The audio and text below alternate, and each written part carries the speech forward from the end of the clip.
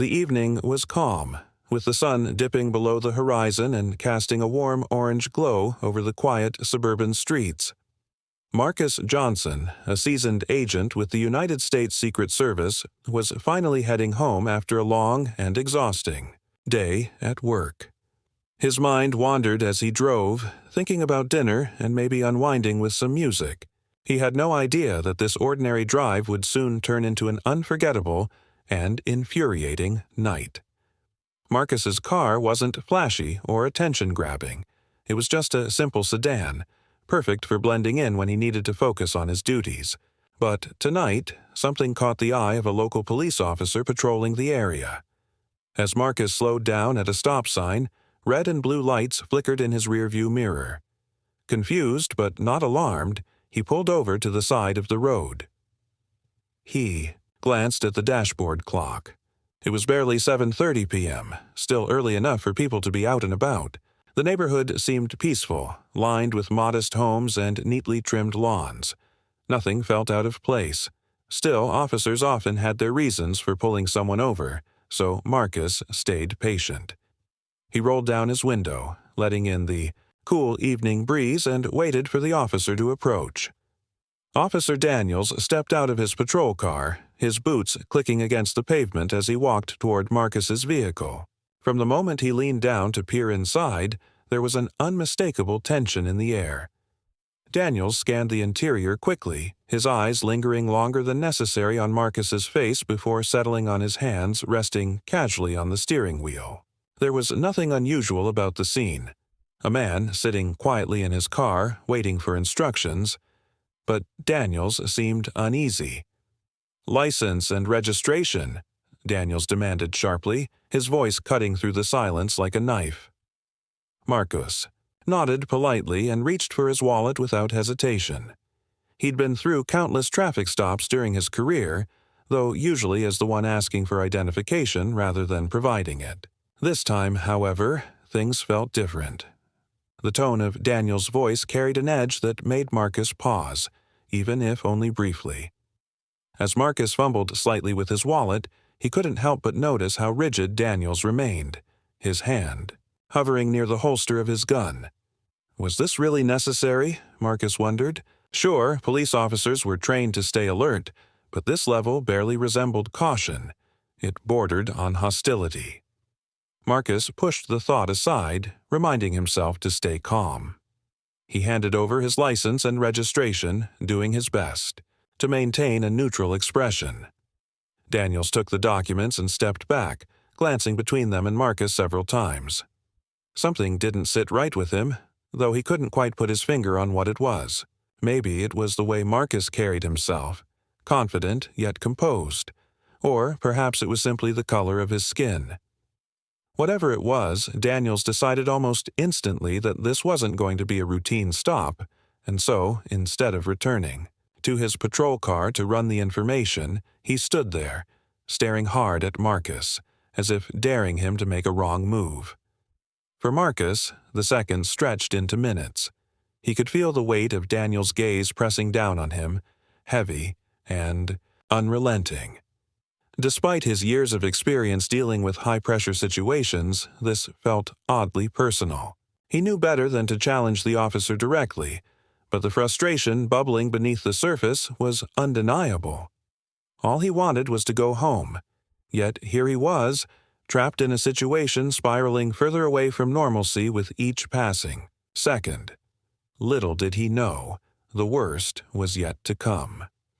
As the moments ticked by, the tension between Marcus and Officer Daniels grew thicker, almost suffocating.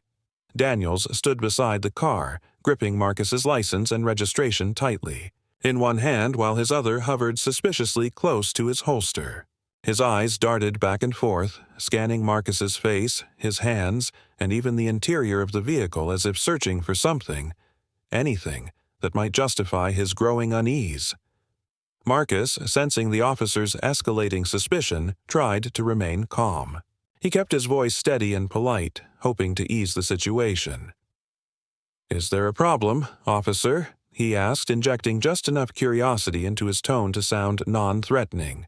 But instead of answering, Daniels took a step back, his posture stiffening. Without warning, he barked, "Keep your hands where I can see them." Startled but compliant, Marcus raised his hands slightly above the steering wheel, palms open. He locked eyes with Daniels through the rearview mirror, trying to read the man's expression. Was this some kind of misunderstanding? Or was it something deeper, rooted in bias? Marcus couldn't tell, but he knew one thing for sure. This stop had gone far beyond the scope of a routine traffic check. Daniels, now visibly agitated, reached for his radio. "I got a possible 10 to 39, he muttered into the device using the code for a suspicious person. Marcus frowned at the words. Suspicious? For what? Driving home after work? The accusation stung, though Marcus did his best not to let it show. Instead, he focused on staying composed, reminding himself that reacting emotionally would only make things worse. But then, everything changed in an instant.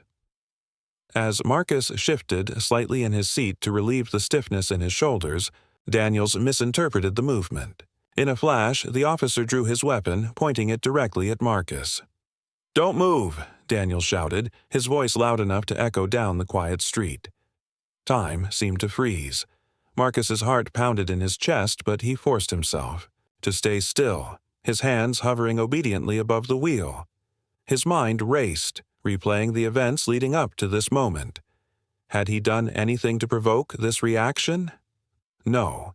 He'd followed every instruction, answered every question, and remained respectful throughout. And yet, here he was, staring down the barrel of a gun over a broken taillight. The absurdity of the situation hit Marcus like a punch to the gut. This wasn't how it was supposed to go. He'd spent years serving his country, protecting people, and earning respect in his field. Yet none of that mattered right now. To Daniels, he was just another black man in a car, a potential threat, guilty until proven otherwise. For several agonizing seconds, neither of them moved. Daniels stood there, his finger resting lightly on the trigger, while Marcus sat frozen, his breathing shallow but controlled. The silence was deafening, broken only by the faint hum of distant traffic and the occasional chirp of crickets hidden in nearby bushes. It was surreal, almost dreamlike, except for the cold reality of the gun pointed at him. Finally, Daniels spoke again, his voice sharp and accusatory. "What are you reaching for?" he demanded, nodding toward the glove compartment. Marcus blinked, realizing that his earlier adjustment must have caught the officer's attention. Carefully, he explained, "Nothing, sir. I'm not reaching for anything. My hands are right here." Daniels didn't lower his weapon. If anything, his grip tightened and his jaw clenched. "You better not try anything funny," he warned, his tone dripping with hostility. Marcus nodded slowly, careful not to make any sudden movements. "Understood, officer," he replied, his voice measured despite the storm brewing inside him. In that moment, Marcus felt a mix of emotions: anger, fear, frustration, but above all, disbelief. How could this be happening? He'd faced dangerous situations before in his line of work, but never like this. Never because someone looked at him and assumed the worst without cause. As the standoff continued, Marcus realized that simply complying wouldn't be enough. He needed to take control of the situation, and fast. But doing so meant revealing a part of himself he hadn't planned to share tonight. The seconds ticked by like hours, each one heavier than the last. Marcus could feel the weight of the situation pressing down on him, but he knew he couldn't stay frozen forever. He had to act, and quickly. Taking a slow, deliberate breath, he decided to reveal the truth about who he was. If Daniels wouldn't listen to reason, maybe his credentials would speak for him. "Officer," Marcus began, his voice calm but firm, cutting through the tense silence. "I need you to know something. I'm not who you think I am." He paused, gauging Daniels' reaction. The officer's grip on the gun didn't loosen, but his eyes narrowed slightly, as if daring Marcus to continue. "I'm a federal agent," Marcus said, enunciating each word carefully. "I work for the United States Secret Service." For a moment there was no response, just the same cold stare and the faint rustle of leaves in the evening breeze. Then, slowly, Marcus moved his right hand toward the glove compartment. Daniels tensed immediately, his finger twitching against the trigger. "It's okay," Marcus assured him, his tone steady. "I'm just getting my badge. That's all." He kept his movements slow and deliberate, ensuring Daniels could see every step. With practiced precision, he opened the glove compartment, retrieved his official USSS badge, and held it up for the officer to see. The golden emblem gleamed under the dim streetlight, its insignia unmistakable. For a brief second, Marcus allowed himself to hope that this would be enough, that Daniels would recognize the badge, holster his weapon, and apologize for the misunderstanding. But instead, Daniels did something Marcus hadn't expected. He laughed. It started as a low chuckle, almost disbelieving, before escalating into full-blown laughter. "Yeah, right," Daniels scoffed, shaking his head. "You really expect me to believe that? There's some kind of joke?" He gestured dismissively at the badge, refusing to take it seriously. "Do I look stupid to you?" Marcus stared at him, stunned. Had Daniels really just laughed at his credentials? It was surreal, almost comical, if it weren't so infuriating. Here he was, a decorated federal agent, being mocked by someone whose job was supposed to protect and serve. The irony wasn't lost on him. If roles were reversed, Marcus thought bitterly, Daniels wouldn't hesitate to accept his authority. But Marcus didn't have time to dwell on the insult. He needed to defuse the situation before it escalated further. Keeping his voice level, he tried again. "Officer, this is real. You can verify it yourself. Call your dispatcher or check the badge number. I'm telling you the truth." Daniels, however, wasn't having it. Still chuckling, he waved the badge away like it was a child's toy. "Nice try, buddy," he sneered. "But I've seen fake badges before. You're not fooling me." His arrogance was palpable, and Marcus felt a surge of frustration bubbling beneath the surface. How many times had he shown this exact badge to gain access to secure facilities, command respect, or prove his identity? Countless. And yet here was Daniels, laughing it off as if it were worthless. The laughter stung more than Marcus cared to admit. It wasn't just about the badge, it was about what it represented. Years of hard work, dedication, and sacrifice were being reduced to a punchline because of the color of his skin. Marcus clenched his jaw, fighting back the urge to lash out. Losing his temper wouldn't help. Staying composed was his only chance to regain control. As Daniels continued to mock him, Marcus made a mental note of every detail. The way the officer smirked, the dismissive wave of his hand, the condescending tone. He knew this moment would stay with him long after the encounter ended. But for now, he focused on finding a way forward. If Daniels wouldn't listen to reason, then backup would have to settle things. And judging by the growing commotion, help was already on the way. In the distance, the sound of approaching sirens grew louder, signaling the arrival of additional officers. Marcus exhaled slowly, relief washing over him, but only slightly. The night was far from over, and he knew Daniels' attitude might soon shift from mockery to defensiveness. Whatever happened next, Marcus vowed to remain calm, collected, and unshakable. After all, the truth was on his side, even if Daniels refused to see it. The sound of approaching sirens cut through the tension like a knife, drawing both Marcus's and Daniels' attention. 2 patrol cars rolled up behind Daniels' vehicle, their red and blue lights casting an eerie glow over the quiet street. Out stepped 3 officers, each surveying the scene with varying degrees of confusion. One of them, a sergeant with years of experience etched into his face, immediately took charge. "What's going on here?" the sergeant asked, his voice calm but authoritative. He glanced between Daniels, still pointing his gun at Marcus, and Marcus himself, who remained seated in his car with his hands raised. The absurdity of the situation wasn't lost on the new arrivals, but they held their questions for now, focusing instead on de-escalation.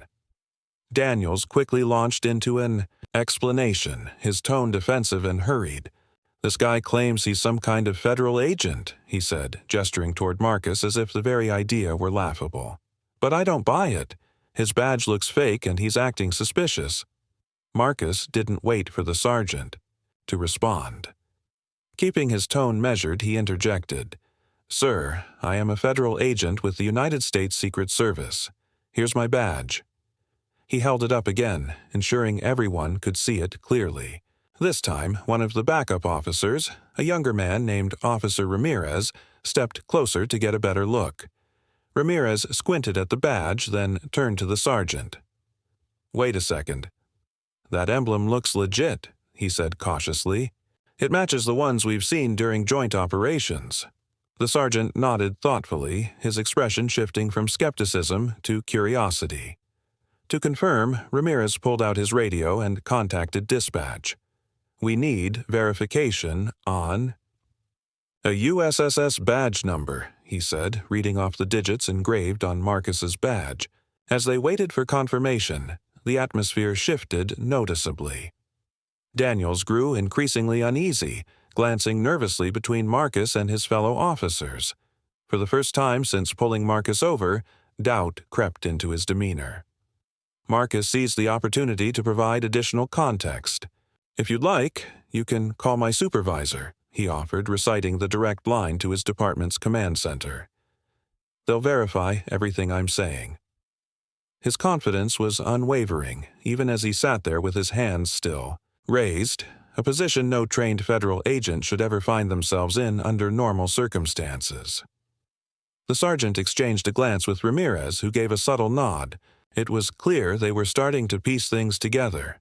Meanwhile, Daniels tried to salvage his credibility, insisting, "I'm telling you, something's not right here.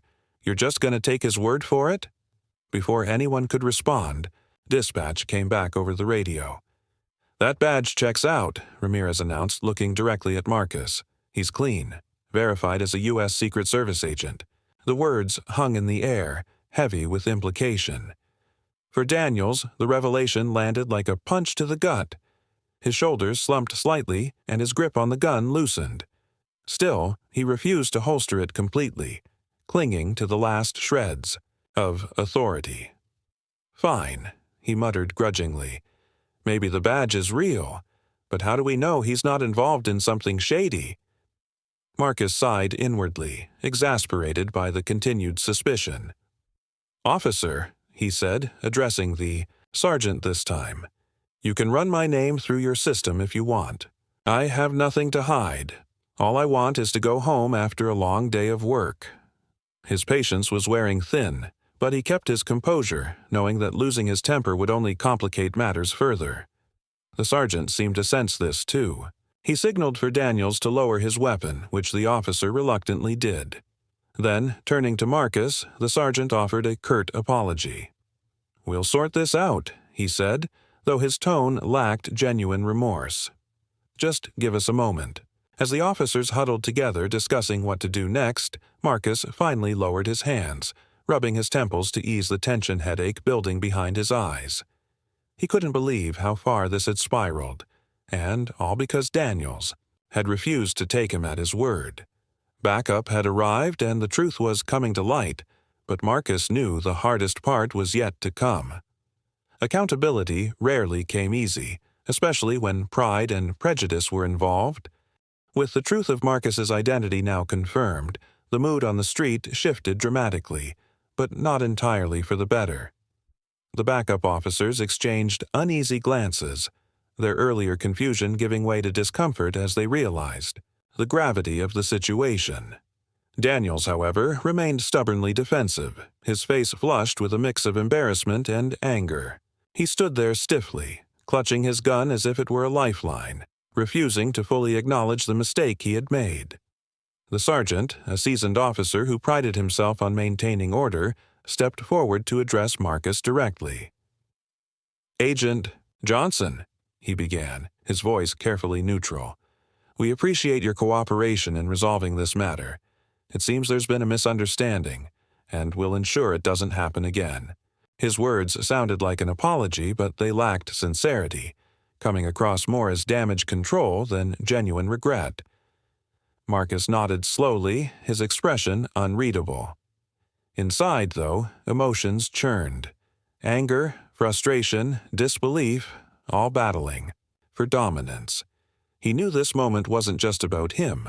It was about every person who had ever been wrongfully targeted or humiliated because of the color of their skin. But instead of lashing out, Marcus chose to remain composed. "I understand mistakes can happen," he said evenly, "but I need to know how something like this could escalate so quickly. A broken taillight shouldn't lead to having a gun pointed at my head."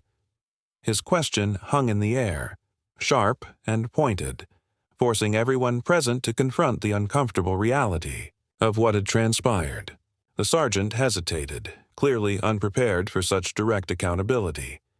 Finally, he cleared his throat and turned toward Daniels. "Officer Daniels," he said firmly, "holster your weapon and stand down. This situation is under control." Daniels reluctantly obeyed, sliding his gun back into its holster with visible reluctance. Yet, even as he complied, he couldn't resist muttering under his breath, "I was just doing my job." Those words struck Marcus like a slap. Doing his job? Was racial profiling and escalating a routine stop part of his job description? Marcus bit back a retort, knowing that arguing wouldn't change Daniel's mindset, but it solidified his resolve to hold him accountable. As the tension eased slightly, Marcus took charge of the situation. Using his authority as a federal agent, he requested that his superiors be contacted immediately. Within minutes, representatives from the U.S. Secret Service arrived on the scene, responding swiftly to reports of one of their own being detained unjustly. Their presence added another layer of seriousness to the encounter, making it clear that this incident wouldn't fade quietly into the night. While the Secret Service agents conferred with the local police, Marcus used the opportunity to reflect on everything that had happened.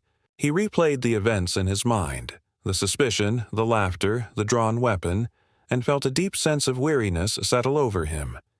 This wasn't the first time he'd faced discrimination, but tonight hit differently.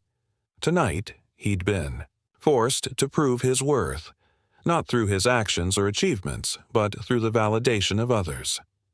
Meanwhile, Daniels grew increasingly agitated, pacing near his patrol car while avoiding eye contact with anyone. When approached by the sergeant, he continued to insist that he hadn't done anything wrong. "He didn't show me any ID at first," Daniels argued, grasping at straws. "How was I supposed to know?" The sergeant shook his head, exasperated. "You pulled your weapon without cause, laughed off his credentials, and escalated the situation unnecessarily. That's misconduct, plain and simple." Daniels opened his mouth to protest, but no words came out. For the first time that evening, he seemed to grasp the weight of his actions, or at least the potential consequences. By the time the Secret Service agents finished their assessment, it was clear that Daniels' behavior had crossed a line. One of the agents turned to the sergeant and stated bluntly, "This kind of conduct undermines public trust and reflects poorly on law enforcement as a whole. We expect appropriate action to be taken." The message was clear. Daniels wouldn't walk away unscathed. As the sergeant nodded in agreement, Marcus allowed himself a small measure of satisfaction. Justice might not always prevail, but tonight it seemed within reach. Still, he knew the fight for fairness and equality extended far beyond this single incident, and he wasn't ready to stop pushing for change anytime soon. The air was thick with tension as the sergeant turned to address Daniels, his tone firm and unyielding. "Officer Daniels," he said, his voice cutting through the quiet night like a blade, "you're relieved of duty pending an internal investigation. Hand over your weapon and badge." Daniels froze, his face pale under the flickering red and blue lights. For a moment it seemed as though he might argue or resist, but the weight of the situation bore down on him. Slowly, reluctantly, he unbuckled his duty belt and handed it over, his movements stiff and mechanical. His eyes darted toward Marcus, searching for some sign of triumph or vindictiveness, but Marcus's expression remained unreadable, calm yet resolute. As Daniels stepped aside, the sergeant motioned for one of the backup officers to escort him back to his patrol car. The once authoritative figure now looked small, almost diminished as he slumped into the passenger seat, staring straight ahead without saying a word. It was a stark contrast to the arrogance he'd displayed just moments earlier when he laughed at Marcus's badge. Now, reality had come crashing down around him. Meanwhile, Marcus stood by his vehicle speaking quietly with the Secret Service agents who had arrived to support him. They assured him that this incident would not go unnoticed. Disciplinary action against Daniels was all but guaranteed. One of the agents even suggested filing a formal complaint, which would likely lead to further consequences for the officer. Marcus nodded thoughtfully, considering their advice. While part of him wanted to let the matter rest, another part, a louder, angrier part, knew that staying silent wouldn't solve anything. If Daniels walked away with only a slap on the wrist, what message would that send? That racial profiling and abuse of power were acceptable as long as no one got hurt? The sergeant approached Marcus next, offering a more sincere apology this time. "Agent Johnson," he began, his tone heavy with regret. "On behalf of our department, I want to express how sorry we are for what happened here tonight. This isn't reflective of who we strive to be as officers." He paused, glancing briefly at Daniel sitting silently in the patrol car before continuing. "We'll conduct a thorough review of this incident and take steps to ensure something like this doesn't happen again." Marcus listened carefully, weighing the man's words. He appreciated the effort, but apologies felt hollow without meaningful action. "I hope so," Marcus replied evenly, "because if this keeps happening, not just to me, but to anyone, it erodes trust between law enforcement and the communities you're supposed to protect, and rebuilding that trust won't be easy." The sergeant nodded solemnly, clearly, aware of the challenge ahead. "You're absolutely right, Agent Johnson. We've got a lot of work to do." As the conversation wrapped up, Marcus took a step back, allowing himself a moment to breathe. The adrenaline that had coursed through him during the encounter was beginning to fade, leaving behind a mix of exhaustion and simmering frustration. He glanced at his car, still parked awkwardly on the side of the road, its broken taillight now feeling like a cruel irony. A minor issue had spiraled into a life-altering confrontation, all because of bias and unchecked authority. One of the Secret Service agents placed a reassuring hand on Marcus's shoulder. "You handled this with incredible professionalism," the agent said. "Not many people could stay that composed under these circumstances." Marcus offered a small, tired smile. "Thanks," he murmured. "But honestly, I shouldn't have had to prove myself in the first place." With everything settled, or as settled as it could be for now, the scene began to clear. The backup officers packed up their equipment, while Daniel sat silently in the patrol car, staring out the window as if trying to process what had just happened. Marcus climbed back into his sedan, gripping the steering wheel tightly. As he started the engine, he couldn't help but reflect on the absurdity of it all. Just hours ago, he'd been looking forward to a quiet evening at home. Instead, he'd found himself fighting to assert his humanity in the face of prejudice. Before pulling away, Marcus rolled down his window one last time. The sergeant stood nearby, watching as the events unfolded. Marcus gave him a pointed look.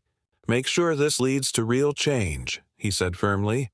"Not just for me, but for everyone." The sergeant met his gaze and nodded. "We will," he promised. As Marcus drove off, the streetlights casting long shadows across the road, he knew this wasn't the end of the story. Far from it. Tonight had been a victory, yes, but it was also a reminder of the battles still left to fight. By the time Marcus arrived home, the adrenaline that had fueled him throughout the ordeal had finally begun to ebb away, leaving behind a deep exhaustion. He parked his car in the driveway, sat for a moment with his hands still gripping the steering wheel and let out a long, shaky breath. The quiet hum of the engine seemed deafening in the stillness of the night.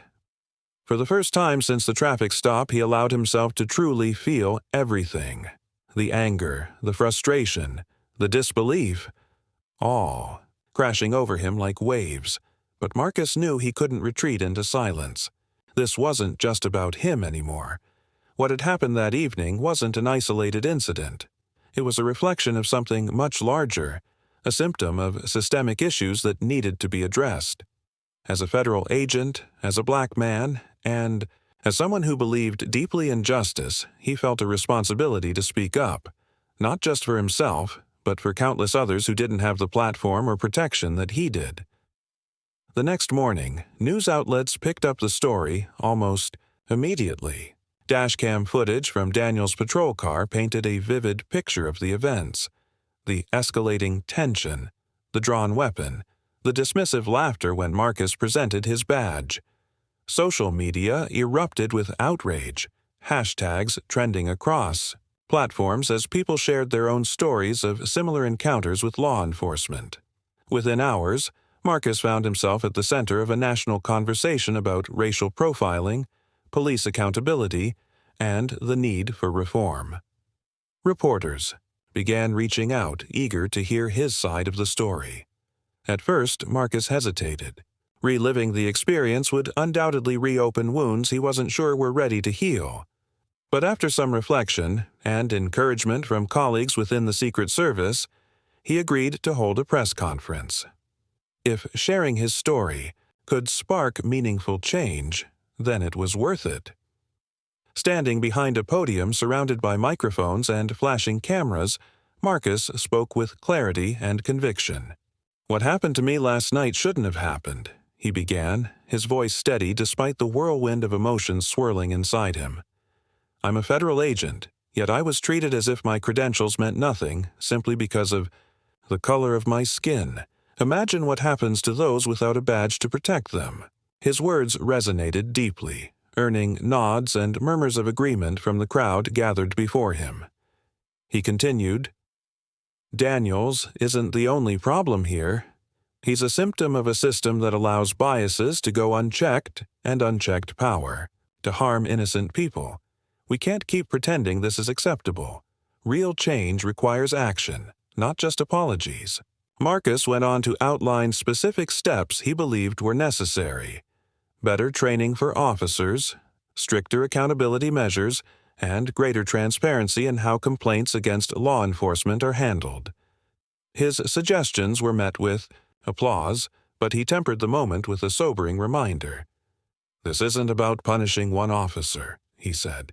"It's about fixing a broken system so no one else has to go through what I did, or worse." As the press conference drew to a close, reporters fired off questions, seeking details about what would happen next. Would Daniels face criminal charges? How would the police department respond? Marcus answered patiently, emphasizing that while individual accountability mattered, systemic reform was the ultimate goal. When the event ended, Marcus stepped away from the podium, feeling drained, but hopeful. The road ahead wouldn't be easy. Change rarely was, but he knew he had ignited something important. People were listening. Conversations were starting. And though Daniels was now facing disciplinary action, including suspension and potential termination, Marcus understood that true progress required more than holding one person accountable. It demanded a collective effort to dismantle the biases and barriers that perpetuated injustice. That night, as Marcus sat alone in his living room, he scrolled through social media and saw messages of support pouring in from strangers across the country. Many thanked him for speaking out, while others shared their own harrowing experiences with law enforcement. Each story reinforced his resolve. This fight wasn't over, not by a long shot. But for the first time in days, Marcus felt a flicker of optimism. Change might take time, but it always started with someone brave enough to stand up and say, "Enough." In the weeks that followed, Marcus's story became a catalyst for broader discussions about racial bias and accountability in law enforcement. News outlets continued to cover the incident, dissecting every detail and amplifying the voices of activists, community leaders, and everyday citizens who demanded change. The dashcam footage, now widely viewed online, served as undeniable evidence of how quickly routine interactions could spiral into dangerous confrontations, and how deeply ingrained biases played a role. Daniel's case moved forward, with an internal investigation confirming multiple violations of protocol. His actions during the traffic stop were deemed reckless and discriminatory, leading to his termination from the police force. Legal proceedings also began, with prosecutors considering charges related to misconduct and abuse of power. While some celebrated this outcome as a victory, others pointed out that removing one bad actor wasn't enough. "This isn't just about Daniels," Marcus often reminded people in interviews. "It's about addressing the patterns that allowed someone like him to act the way he did without fear of consequences." The local police department faced intense scrutiny, prompting its leadership to announce sweeping reforms. New training programs focused on implicit bias and de-escalation techniques were implemented, and body cameras became mandatory for all officers. Community forums were organized to rebuild trust between law enforcement and residents, with Marcus himself attending several sessions to share his perspective. Though progress was slow, these efforts marked a step in the right direction, a small but meaningful shift toward accountability. For Marcus, life slowly returned to a semblance of normalcy, though the experience left an indelible mark.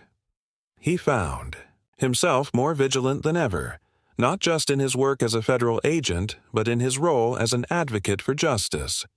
He joined forces with civil rights organizations, lending his voice to campaigns aimed at reforming policing practices nationwide. His badge, once mocked by Daniels, became a symbol of resilience and determination, a reminder that authority should be used to uplift, not oppress. Yet, despite the strides made, Marcus remained acutely aware of the challenges ahead. Conversations around race and policing were often met with resistance, particularly from those unwilling to acknowledge the existence of systemic issues. Trolls flooded social media with hateful comments, accusing Marcus of exaggerating the incident or seeking attention. But instead of letting negativity deter him, Marcus leaned into the support he received from allies and advocates. Their encouragement fueled his resolve to keep pushing forward, even when the path felt uncertain. One evening, as Marcus sat on his porch watching the sunset, his phone buzzed with a message from a young woman named Maya.